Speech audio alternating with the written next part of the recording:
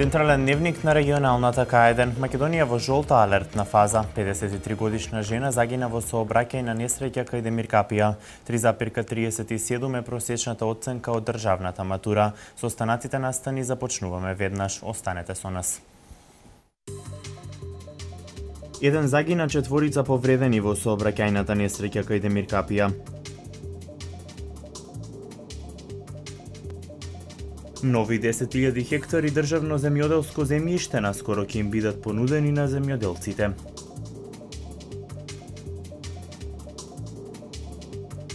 Општина Чашка интензивно работи на подобрување на патната инфраструктура.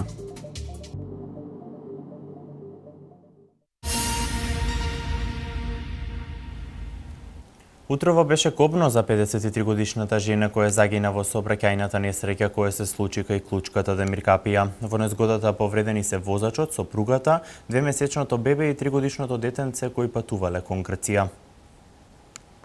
Една жена загина, 4 лица се повредени во сообраќајна несреќа која утринава околу 6 часот и 30 минути се случи на автопатот Скопје-Гевгелија.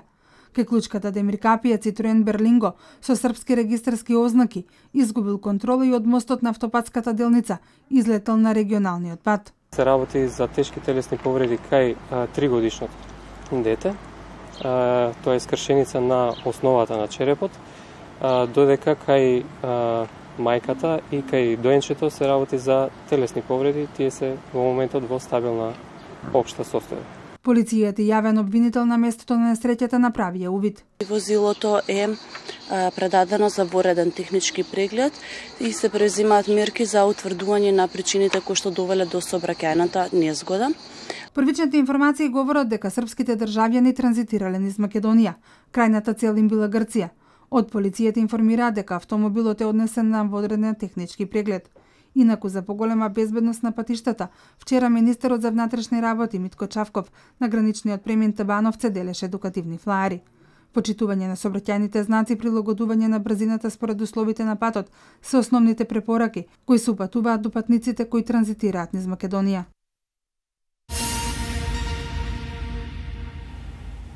Високите температури кои во последниот период ја зафатија државата се закана по здравјето на луѓето, особено оние со хронични заболувања. Докторите предупредуваат да се внимава на личната хигиена и да се избегнува лесно расиплива храна. Топлиот бран кој во последниот период ја зафати државата представува вистинска закана по здравјето на луѓето, особено за хронично болните лица. Најголем ризик имаат оние со белодробни и кардиоваскуларни заболувања. Докторите предупредуваат дека високите температури можат да предизвикаат разни заболувања доколку не се внимава на личната хигиена и не се избегнува лесно расиплива храна. Треба да се земаат пропишаната терапија која што е ординирана од лекар, додека за останатите потребно е да се избегнуваат летните горештини, што значи дека препорачливо е од 10 до 17 часот да се избегнуваат жештините, доколку веќе се излегува, да бидат облечени во лесна облека, памучна облека, да носат наочари за сонце, капа обавезно, значи пред се да бидат заштитени на главата и конзумирање на повеќе течности и лесна храна. Граѓаните велат дека се обидуваат да ги почитуваат препораките од лекарите, но сепак неизбежни се топлотните бранови кога треба да завршат некои обврски надвор од домот. Па да кажем права многу тешко и жешко, мачно многу, како дома се бајме, се штитиме, евака со капи и така. Како жешко, евака поценка ќе седиш и ќе уживеш, што да правиш? После вајле ќе испаднеш и седи дома, иди, изнапи сапчиња и лежи цел ден. Добро, јас сум постар. Влијаат не баш добро. Македонија во моментов се наоѓа во жолта алертна фаза со температури до 40 степен, но и со висок 9 UV индекс на зрачење кој може да предизвика и горење на кожата. Брзата помош во изминативе денови токму поради високите температури бележи зголемен обем на работа. Зголемен бројот на интервенции и исто така имаме доста случаеви на колабирани пациенти кои што ни изгратнели, дехидрирани, колабирани и пред се занимаваме со таа патологија овој период. Од Општинската организација на Црвениот крст проведуваат и акција за делење едукативни флаери со совети за заштита од сонцето и високите температури.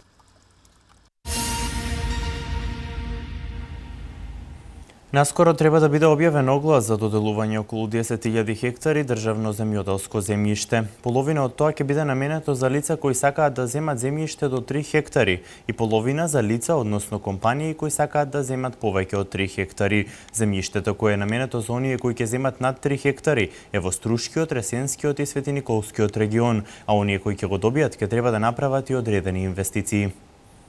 Веќе сме во завршна фаза на подготовки за објавување на околу 10.000 хектари државно земјоделско земјиште, и тоа за категорија на лица што имаат потреба од земјиште до 3 хектари и категорија на лица, односно компании, што имаат потреба за државно земјиште над 3 хектари. Така што ова операција треба да се заврши брзо во владините процедури. До 3 хектари е обично за оние кои што сакаат да имаат помал бизнис и кои што и најчесто е во рамките на селскиот атар, а на 3 хектари е во рамките на практично во рамките на посериозен бизнис кој што е дел од инвестирање на компании и така натаму.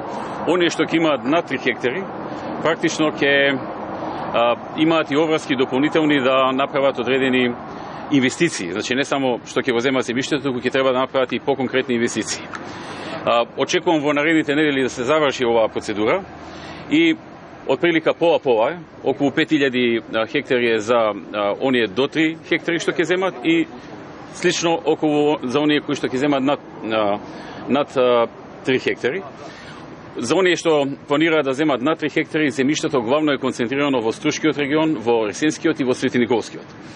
Така што набрзо ќе дојде до понуда и се надевам дека тоа ќе биде соодветно искористено од многумина кои што сакаат да се бават со земјоделие. Инаку за оние што до 3 хектари планираат да земат, станува збор за луѓе кои што за прв пат ќе земат земјоделско земјиште.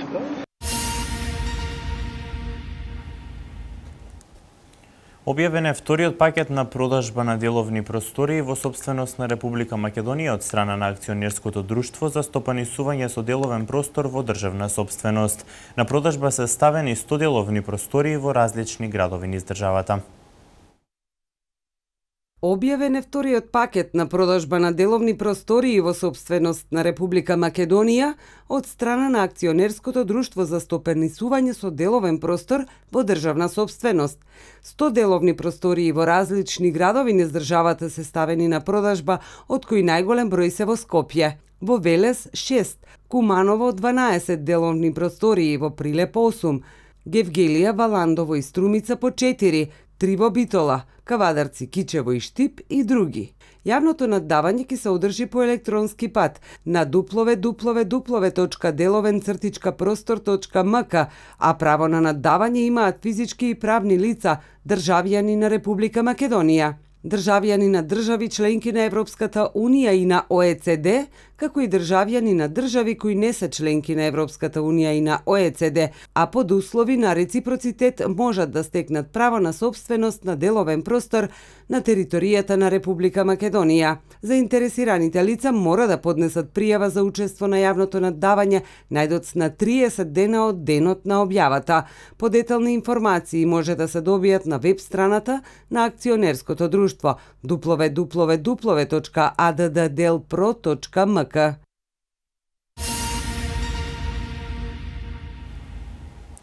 Појавата на диви приклучоци на водоводната мрежа и понатаму е присутна во општините Велес и Неготино. Локалните самоуправи во соработка со комуналните предпријатија континуирано работат во решавање на овој проблем. Појавите на дивите приклучоци на водоводната мрежа и понатаму се присутни, како во општина Велес, така и на територијата на општина Неготино. Од јавното комунално предпријатие Дервен велат дека вакви диви приклучоци најмногу може да се забележат во село Оризари. Најчесто мештаните водата ја употребуваат за наводнување на земјоделските насади. Откриени се случаи на бесправно приклучување на водоводната мрежа во село Оризари, каде така наречените диви приклучоци се користат за наводнување на земјоделски површини. Не само што тие не плаќаат за потрошената вода, туку и со црева нивите се наводнуваат деноночно, зашто оваа вода не е наменета и таквите дејства може да предизвикаат недостиг од вода за пиење за жителите од селото. Во општина Неготино пак бројот на диви приклучоци е нешто поголем во споредба со општина Велес.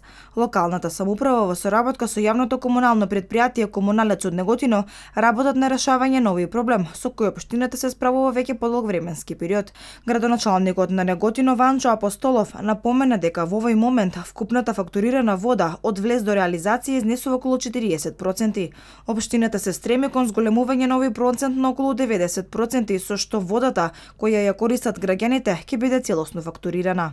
Треба да се евидентира и затоа ние секаде каде што има диви приклучоци во соработка со комуналното предпријатие Комуналец Неготино, во зависност од нивниот потенцијал и временски во која динамика може да стигнат да ги заменат сите, утврдени се некаде околу 720 диви приклучоци во град Неготино, истите до последен ќе бидат санирани.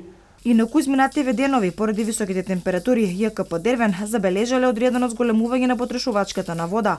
Во просек потрошувачката изнесува околу 110 литри во секунда, што според нив оваа бројка е нормална за овој период од годината.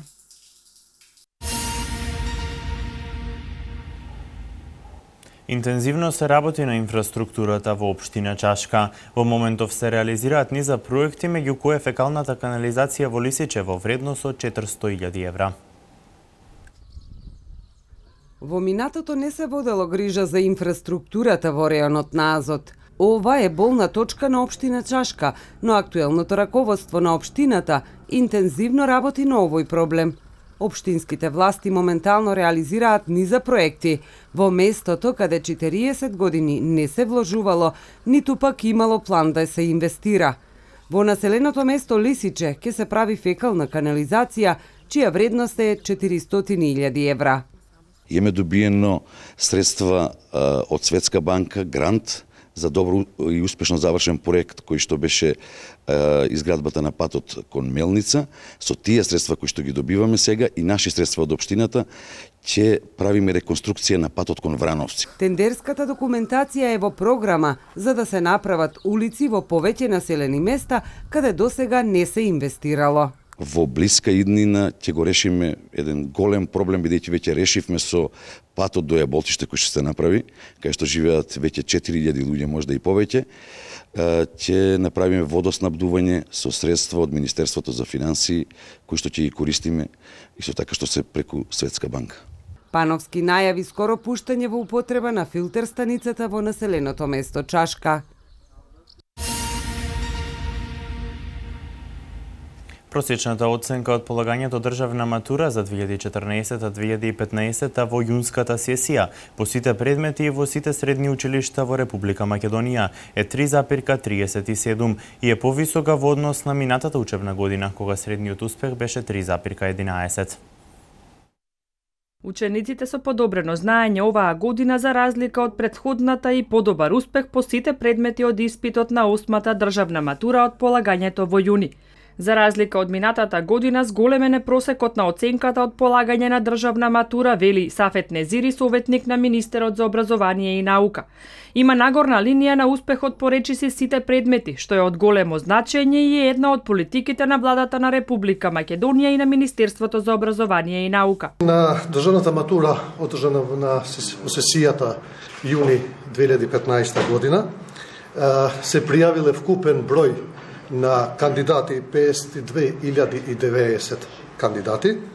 Учествувале на самиот чин, да кажам така, на одржување на државната матура 49.861 кандидат.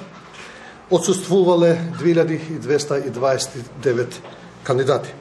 Среден успех на оваа државна матура е 3,37 од вкупниот број на сите предмети од сите училишта во Република Македонија. Ако ги споредиме резултатите од минатата година, во 2014 година средниот успех од државната матура била 3,11, сега има покачување, значи 3,37.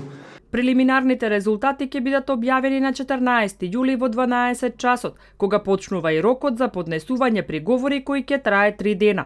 Тие што ќе имаат забелешка од резултатите треба да се обратат кај предметните комисии во училиштата и приговорите да ги поднесат во писмена форма. За кандидатите кои отсуствувале во јуни, кои не ја положиле или не во целост, наредната сесија ќе се реализира од 17 до 20 август 2015 година.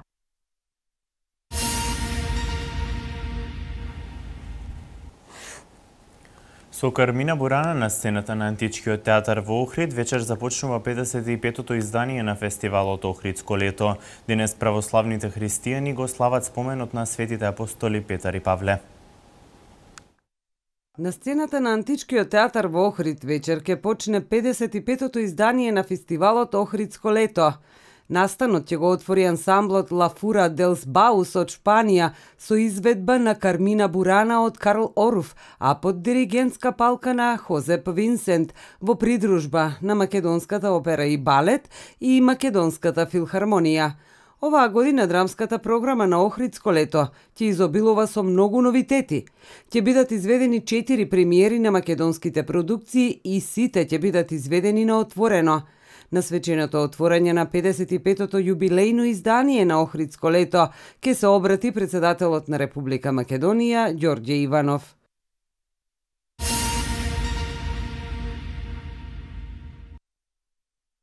Православните верници денес го слават споменот на светите апостоли Петар и Павле. Со тоа се одбележува завршувањето на повеќедневните пости.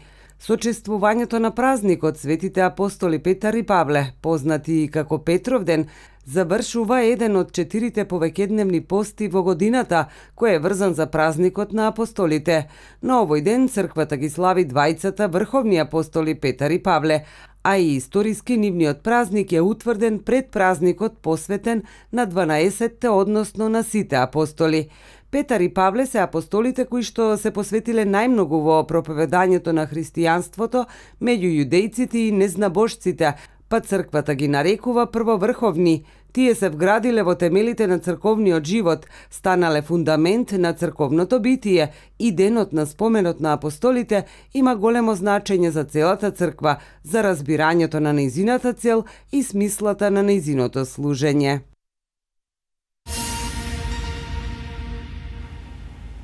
Откажан е самитот на лидерите на земјите членки на Европската Унија, што денес попладне требаше да се одржи во Брисел. Во Авганистан убиен висок командант на Исламската држава. Вести од светот. Откажан е самитот на лидерите на земјите членки на ЕУ, што денес попладне требаше да се одржи во Брисел и наместо него, председателот на Советот на ЕУ Доналд Туск закажа самит на лидерите на еврозоната. Денес ке се состанат само шефовите на 19 држави кои се дел од еврозоната, наспроти синокешниот неуспешен министерски состанок на еврогрупата. Одлуката Туск ја објави на Твитер според аналитичарите. Таа представува одраз на решеноста Грција да се задржи во еврозоната. На вчерашните преговори на министрите за финансии во Брисел не се постигна нов договор за доделување нов пакет помош на Грција во замена за реформи. Од денешниот состанок зависи дали Грција ќе биде исклучена од Европската централна банка или ќе биде дозволено со остри мерки за штедење да остане во еврозоната.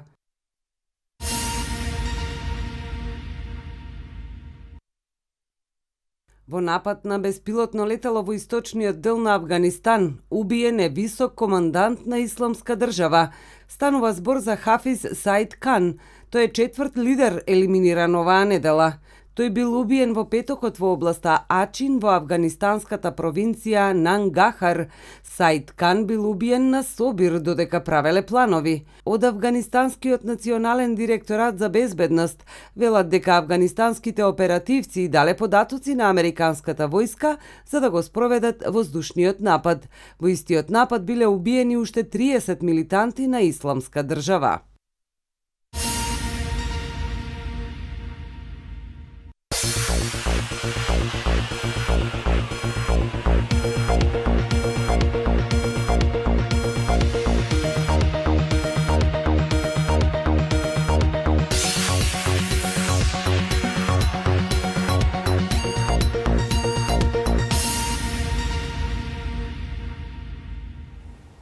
Македонската одбојкарска репрезентација го загуби и вториот меч во рамките на Европската лига против Естонија. Македонската представничка Петра Матијашевиќ загуби во четвртфиналето на летната универзијада во Гвангџу. Македонската одбојкарска репрезентација го загуби и вториот меч во рамките на Европската лига против Естонија кој се одигра во Парну. На првата средба македонските одбојкари доживеа убедлив пораз од 3-0 во сетови. Поголема самодоверба покажаа во вториот надпревар каде успеа да освојат еден сет. По квалитетната игра во успешниот сет резултираше со 70% успешност на прием, додека домакините паднаа на 38%. Израел ќе биде следен противник на македонската репрезентација.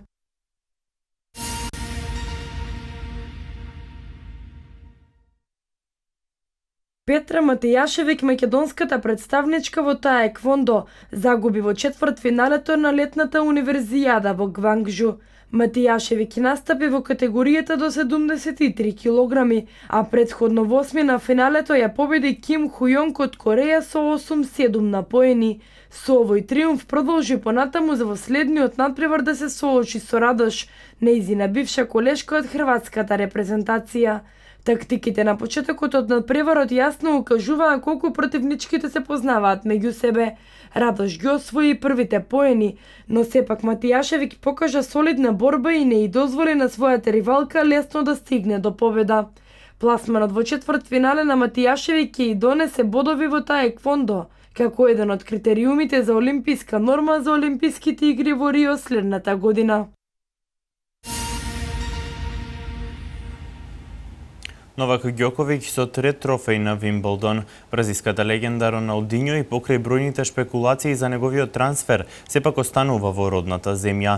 Заврши осмата етапа на велосипедската трка Тур де Франс. Бразилската легенда Роналдињо и покрај бројните шпекулации за трансфер во турски Анталија спор, сепак останува во родната земја откако потпиша договор со Флуминенсе. Според бразилските медиуми, некогаш најдобриот светски фудбалер во новиот клуб годишно ќе заработува 2,5 милиони евра, а процент ќе му биде исплаќен од продажбата на дресови. Роналдињо со број 10 ќе ги брани боите на Флуминенсе во наредните 17 месеци. 35 годишниот бразилец предходно беше без ангажман, откако минатиот месец го напушти мексикански Керетаро. Флуминенсе ќе му биде четврти бразилски клуб, по Фламенго, Атлетико Минеиро и неговиот матичен клуб Гремио.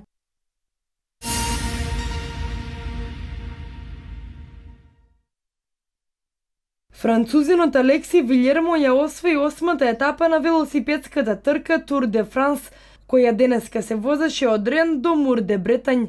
Предноста пред своите ривали во последните 600 метри од 181,5 километри долгата стаза му овозможи на Вилјермо прв да стигне до целта со вкупно време од 4 часа 20 минути и 55 секунди.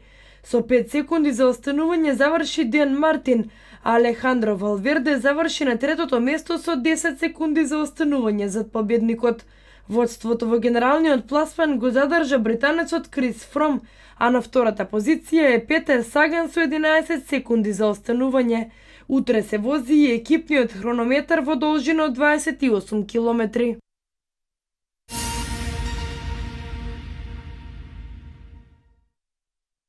Марк Маркез забележа успешен викенд откако ја искористи вчерашната пол позиција и дојде до победата на трката во Германија. Доминацијата на Маркес преовладуваше речиси на целата трка, освен на самиот старт кога Хорхе Лоренцо му го превзема првото место само 4-5 круга. Зад Маркес на крајот остана неговиот тимски колега Педроса, со што Репсол Хонда ги заседе првите 2 места на трката за големата награда на Германија. Валентино Роси долго време беше на втората позиција, но не успеа да ја зачува, па на крај мораше да се задоволи со третото место. Роси е се уште предводник во генералниот пласман со новите 16 поени, или 12 бода повеќе од второпласираниот Лоренцо. Следната MotoGP трка следува по пауза од 1 месец, а ќе се вози на 9 август во сад на патеката во Индијанаполис.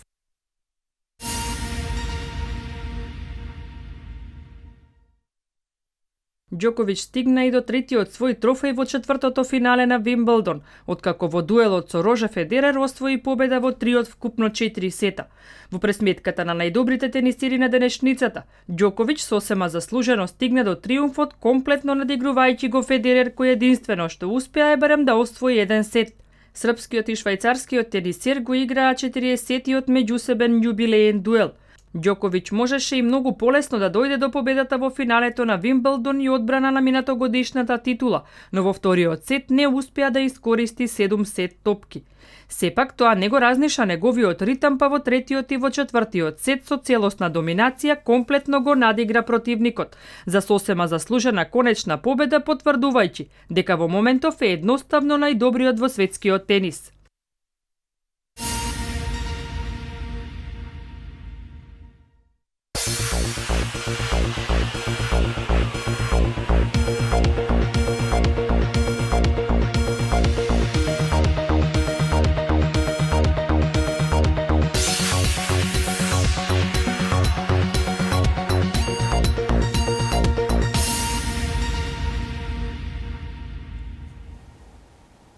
Македонија во жолта алертна фаза, сончево и многу топло денес, а слично време не очекува и утре. Еве ја временската прогноза по градовите во Вардарскиот регион.